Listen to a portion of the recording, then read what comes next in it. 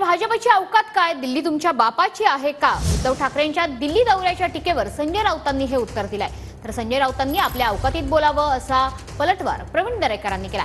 त्यांचा हिशोब आम्ही लवकरच मांडू अशी टीका प्रवीण दरेकरांनी केली। दरम्यान उद्धव ठाकरेंवर खरगे आणि राहुल गांधींच्या दारात उभं राहण्याची वेळ आली असल्याची टीका रावसाहेब दानवेंनी यापूर्वी केली होती। जेव्हा देवेंद्रजी आणि एकनाथराव शिंदे दिल्लीला जायचे तेव्हा त्यांचं वक्तव्य आहे की महाराष्ट्र दिल्लीच्या इशाऱ्यावर आम्ही चालू देणार नाही।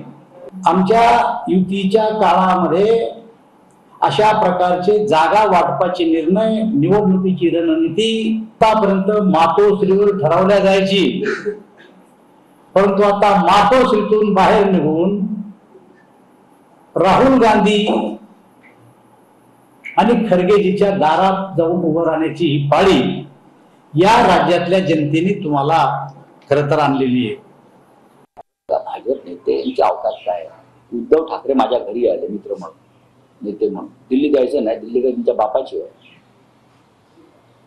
आम्ही सत्ताधारी झुकतात, मुख्यमंत्र्याला कणा पाहिजे असं म्हणतो। उद्धव ठाकरे मुख्यमंत्री आहेत।